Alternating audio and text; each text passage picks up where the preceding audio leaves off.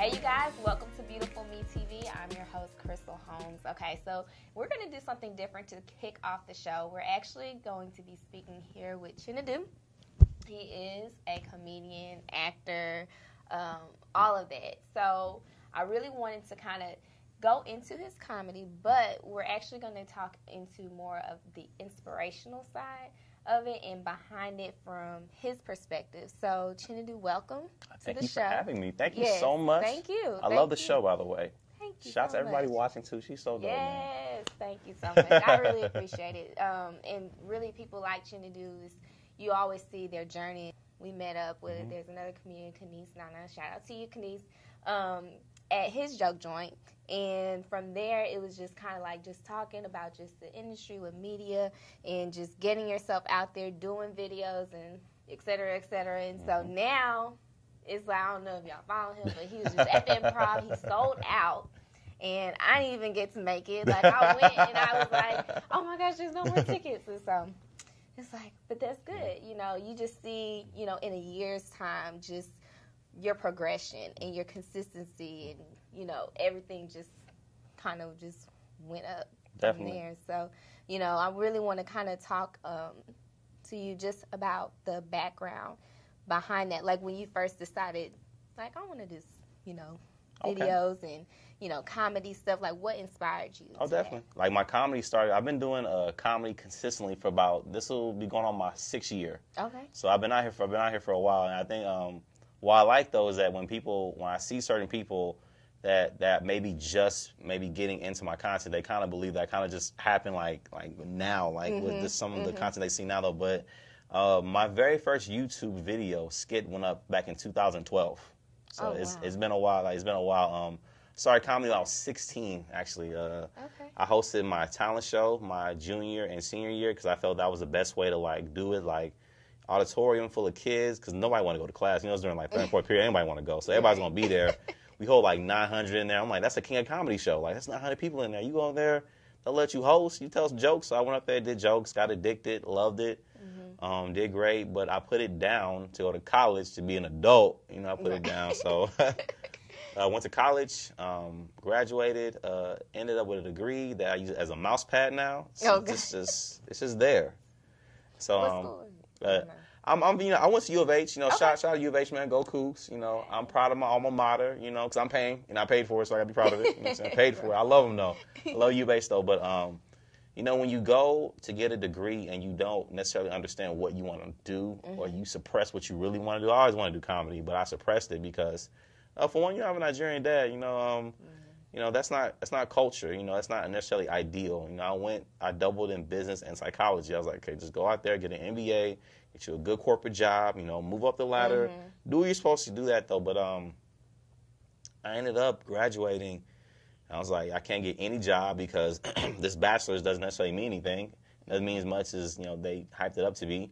You need a master's degree. So I'm like, okay, so I can go into more debt to possibly get a job that I don't even want to begin with, or I could just take a chance. Instead of spending $60,000 on grad school, spend $2,000, get a MacBook, get a camera, hit the stage back up, and make videos and see what you can do with this. You know, I decided to bank on myself. Definitely inspiration behind it was just the passion of comedy and just the will to want to be there and want to do that for a living.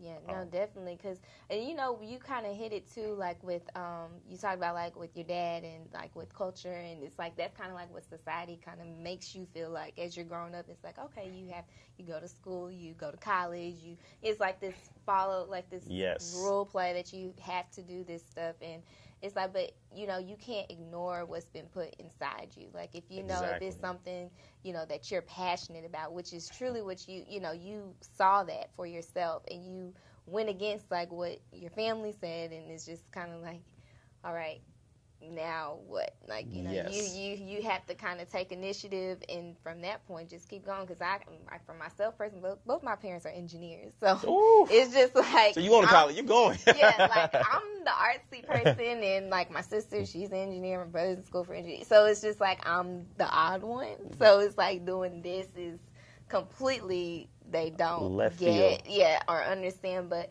when they actually saw the results and they saw just my passion about, like what I'm doing, then they understood. Their eyes were open, and they've been supporting. And we're actually going to come back, and I want to kind of touch base on a little bit of African Dad, and then going and, transitioning to stand-up and, to improv and all that. And we're going to get into that, so you guys stay tuned. We'll be right back after this break.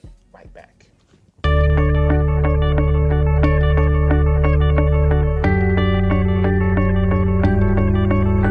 Hello, I'm Kayla with AIDS Foundation Houston. September 18th is National HIV/AIDS Aging Awareness Day. According to the CDC, in 2013, people aged 55 and over accounted for 26% of all Americans living with diagnosed and undiagnosed HIV infections. At the start of the epidemic over 30 years ago, individuals who received an HIV/AIDS diagnosis were only expected to live 1 to 2 years. Now, with the effectiveness of art, carriers of the virus are living longer and healthier lives.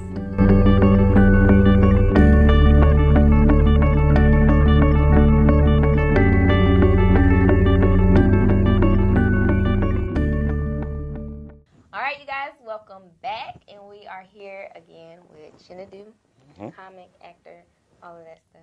Okay, so we just were touching a little bit just on like how to push through to your dreams, your goals. Another question would be, how would you encourage people who have that culture that's kind of established in their home and they're trying to break away from it and, go for their passion, go for their dream, but then, they're just not really sure like how? Of course, love it first, because I believe comedy is healing. That's what I feel is medicine. Comedy got me through a lot of hard times in my life, and I've always, even before I got paid to do it, I just enjoyed the reaction I would get from my videos and my shows, that people tell me they would just feel better, they were going through this, and they would just laugh. But in terms of the other side, what can they do if they have parents, or they had a dad like mine in that case, at that point, you have to also maintain the dream, be steadfast in it, protect it, defend it, because as your parents, they want the best for you naturally. And based on how they grew up and their understanding,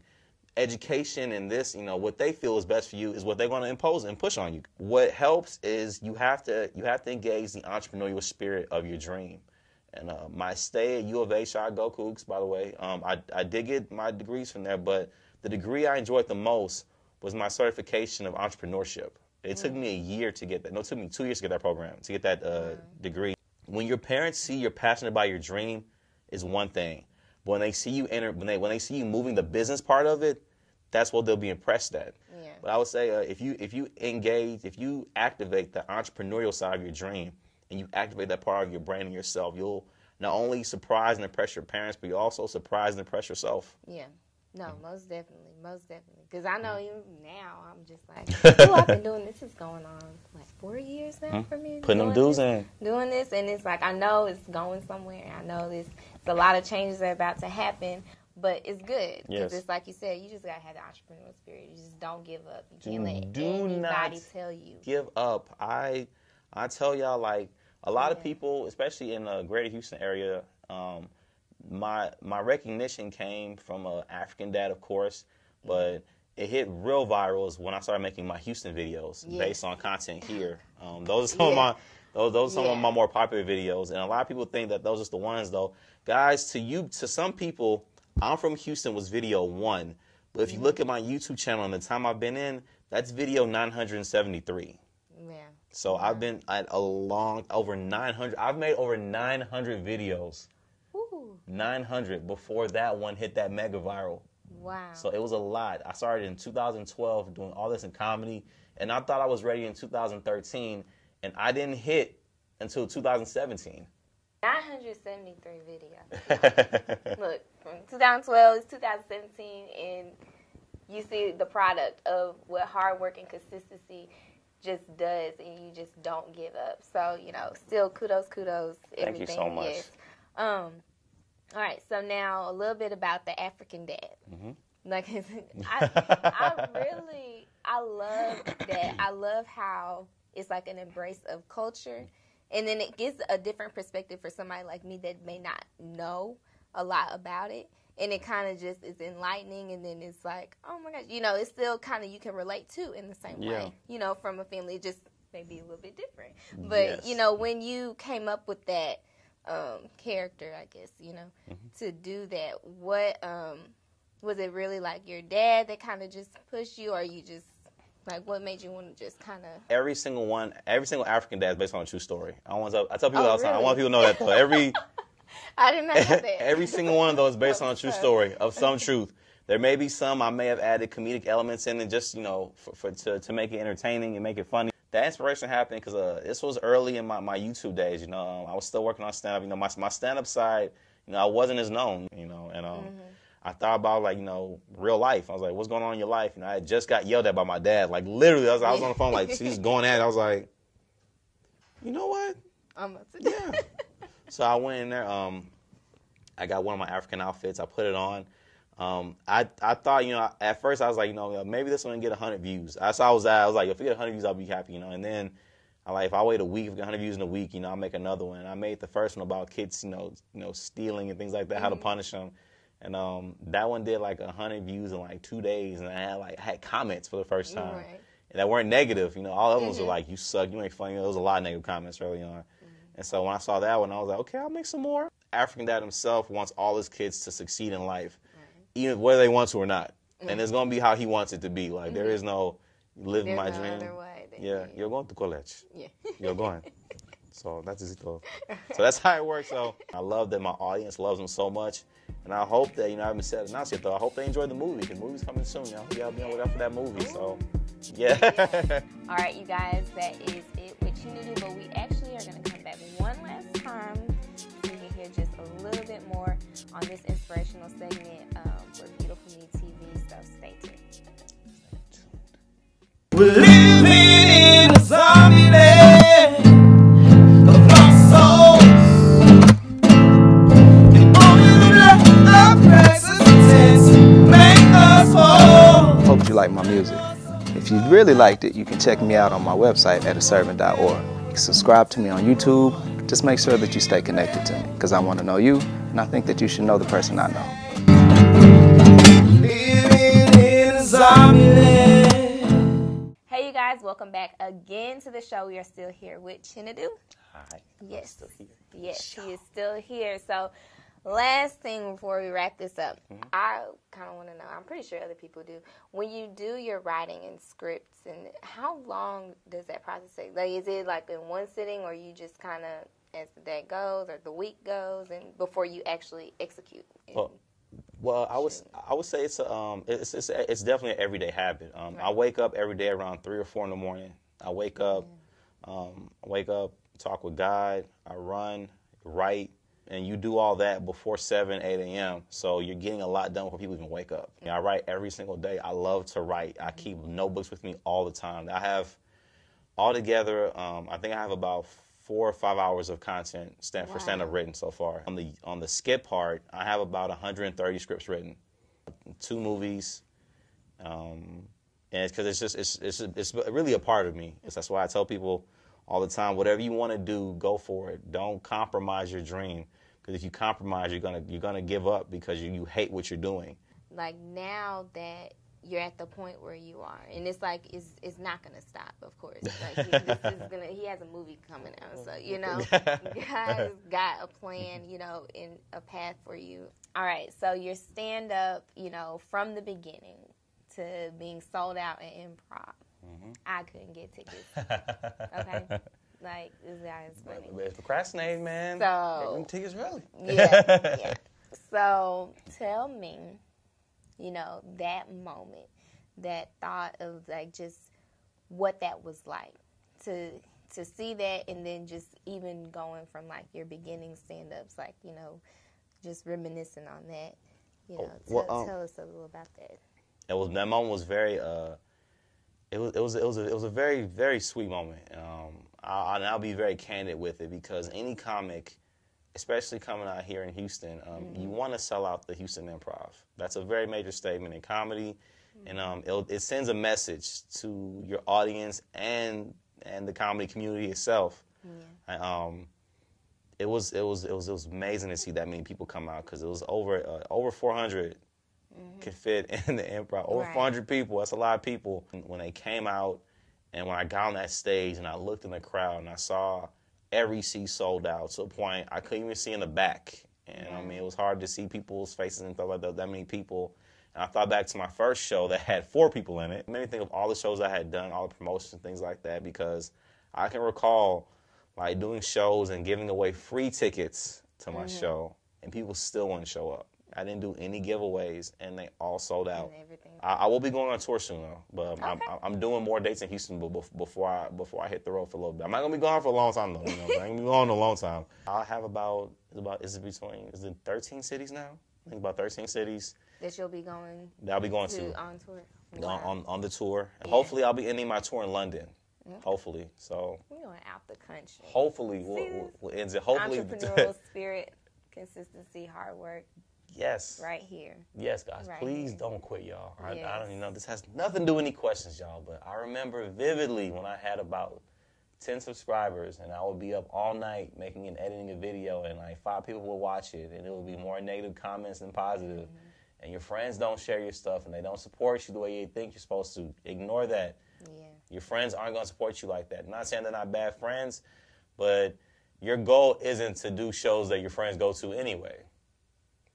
Your goal is to conquer the world, so focus on that. Your friends will show you love eventually. You know, if they don't show it right off the bat, once you hit, they'll be there. They'll be right there with the show. They'll be there. You push, like I'm telling y'all, in this year's time, it's just whoosh. Yes, like it's amazing. Yeah, because it really is. I've been at this for over 5 years, over 1,000 videos made, a lot of stand-up shows. Many of which weren't even paying. I just went. How many would you say, just like rough estimate, that you like shows that you've done before, like you actually started like getting paid for it? We gotta put perspective here for you guys. A lot. Before I started getting paid, it was a bunch. Yeah. Too many to count, actually. Yeah. I would go to shows just to get my name out because it was a good way. If it was an event and I knew it was a major event, I go out there, I would kill it like it was my headline show. Certain gigs where my only payment was like, yo, you can get you something to eat from the bar. Tell us where we can find you, social media, all of that stuff. Oh, I yes. know, you know, Yes. you know, but still. You can find your boy everywhere. On Facebook, you can go to my page, Chinedu, Chinedu, just my first name. You get my first name, that's my personal. I don't set them on that. Go like the like page. On Instagram, YouTube, and Snapchat, and Twitter, it is Chinedu Ogu, Chinedu OGU is the last name. You can also check me out at my website at chineduogu.com. You can get all my merch there, my tour dates, access to my personal journal that I have on there about my days, like that, kind of like a captain's log that'll be up soon. A lot of content will be on the way, guys. I'm from Houston. Volume 1 is on the way. African Dad, the movie, is on the way. Last little message. I hope I haven't talked too much for y'all or anything like that, though, but I just want to say to everybody watching, especially my millennials right now, and millennials, everybody, okay?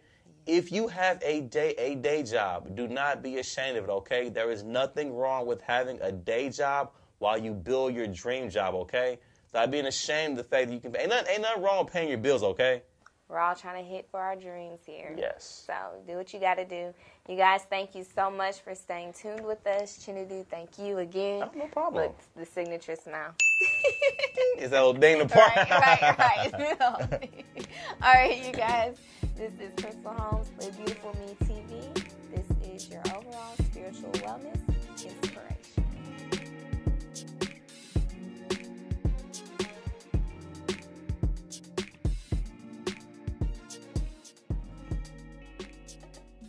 Hello, you guys. Welcome to Beautiful Me TV. I'm your host, Crystal Holmes. So we have a special guest that's going to be closing us out today, and you'll see a few of his videos a little bit later. But before we get into that, I want to introduce to you gospel rap artist Livin is here in the studio. Welcome. Welcome. Thanks for having me. Yes, thank you so much for coming out and just being able to share, you know, your music, everything that you're doing.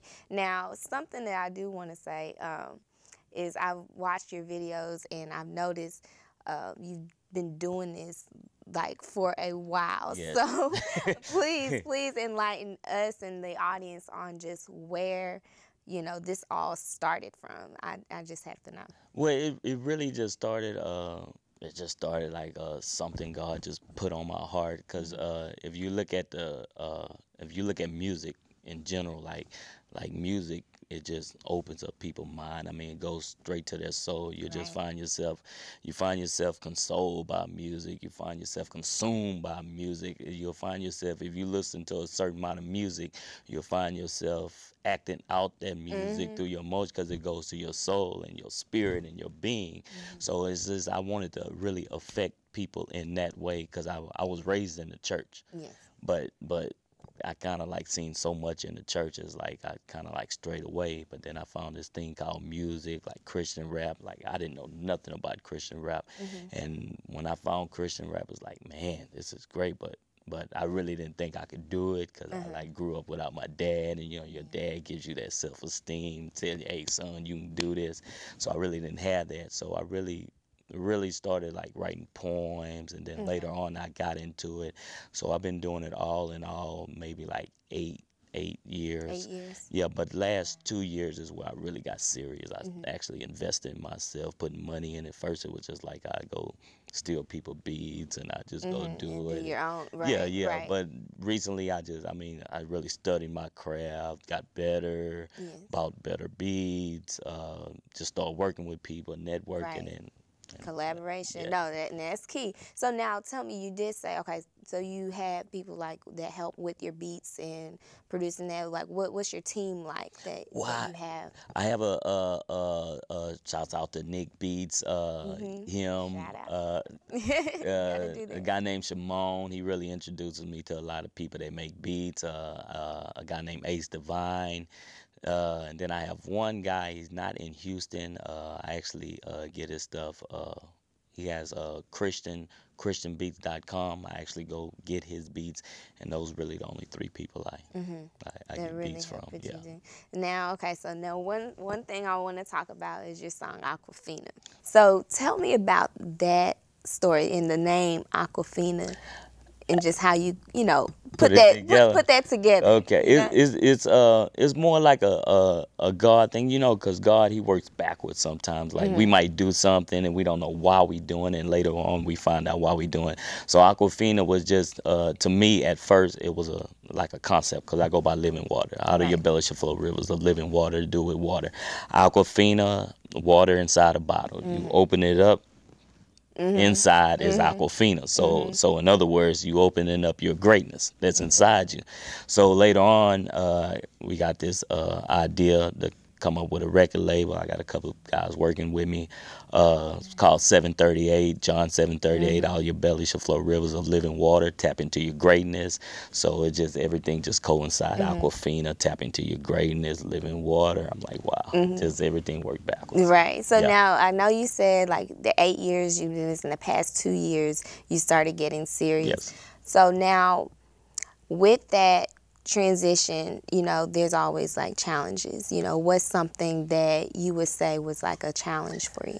Challenge to me is like I mentioned I grew up with low self-esteem. Right. So anytime like I put out something and I don't get the reaction or the action that you want, it kind of like puts you back into the shell. Like you start like peeling band-aids off. Like, man, I understand. This again. I understand. And it's just Christian rap really is growing, but it wasn't popular at first. Right. And then, I mean, you facing beasts out there like Kendrick Lamar, Drake's, the people that's doing it for the world, or secular music. And I have no problem with that. They do their thing, but that's not how I was raised. But you also fighting for that attention. Exactly. Like so you fighting for that attention. So you got them versus us. It's not tended to be that way. Like, I don't want to come out and say it's that way, but it's just the way it is. Since the beginning of time, you had good, you had evil. You always have a counterpoint. You have to have Satan to have God. You have to have God to have Satan. It's just always a opposite. That's just my struggle. Is like putting the music out and knowing that I'm doing it for good intentions. Regardless if people like it or not. Then you got, of course, people that do it, your peers, they don't want to give you a recognition. So I mean, they might look at it. I have like tons of people. If I posted, tons of people, they inbox me, be like, man, I like that, but they never, share it, they don't like it, they don't let nobody know, and that's just how it is. Just like it. Yeah, just like it. You know, because that really is encouraging, and I appreciate you sharing that with us, and I hope you all are paying attention as well. We are going to be right back after this. Stay tuned.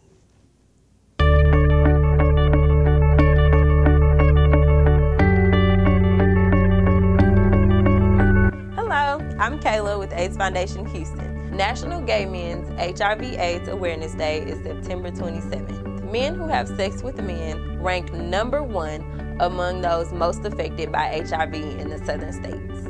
Between 2011 and 2015, 78% of people newly diagnosed with HIV in Houston were men.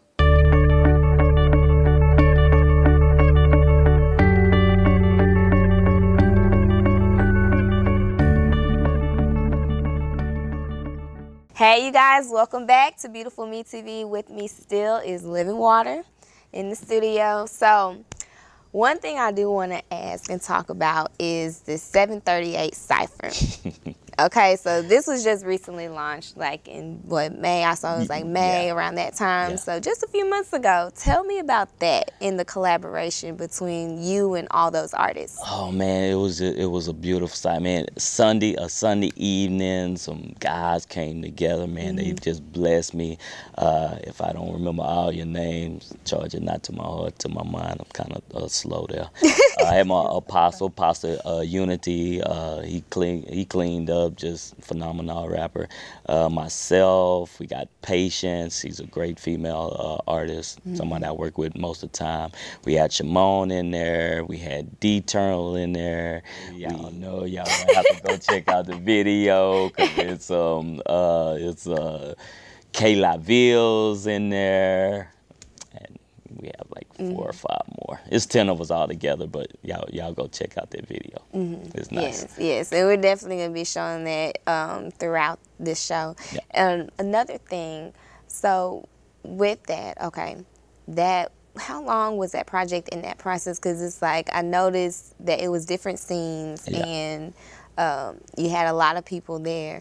So how was that process of putting that video together? I really like to know, you know, from an artist's perspective, just how that was. The funny thing is when you have God on your side, it's a mandate. It might start shaky, like man, it's not gonna happen. I mean, everybody was late, of course.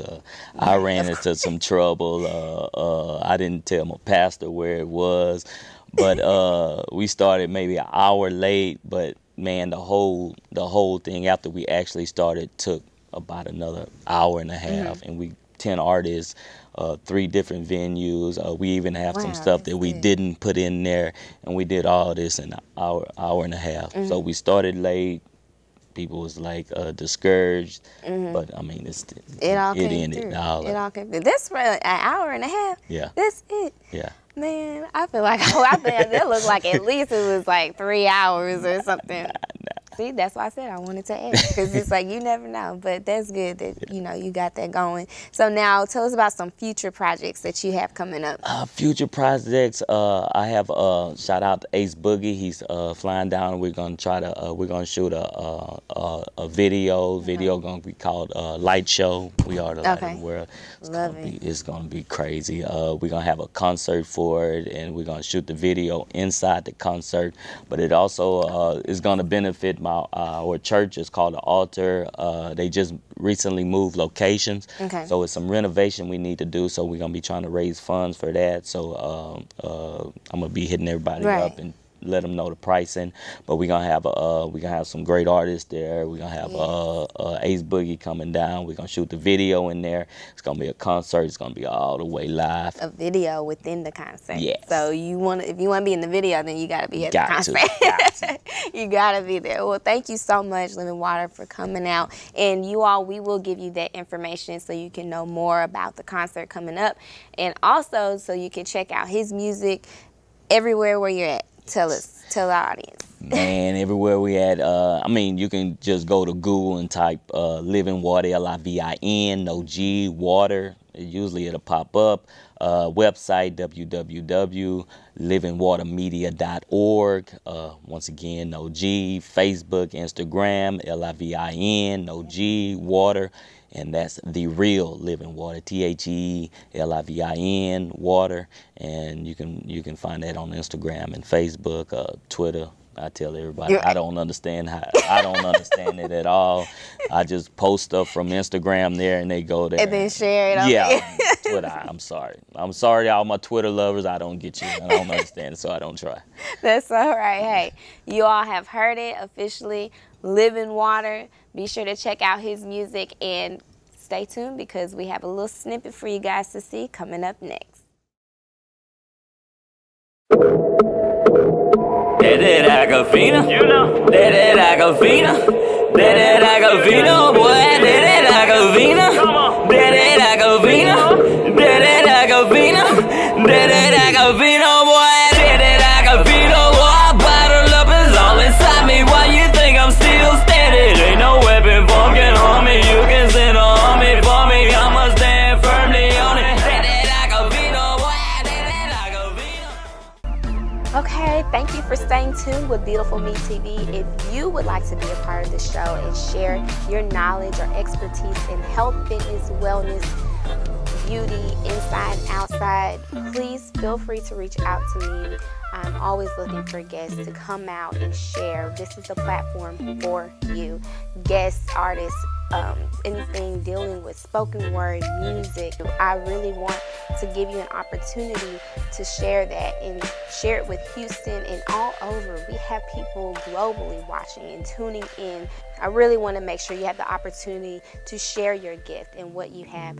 For more information, you can contact me at info@beautifulmetv.com, or you can go to my website and see all the other previous shows and episodes and seasons at beautifulmetv.com.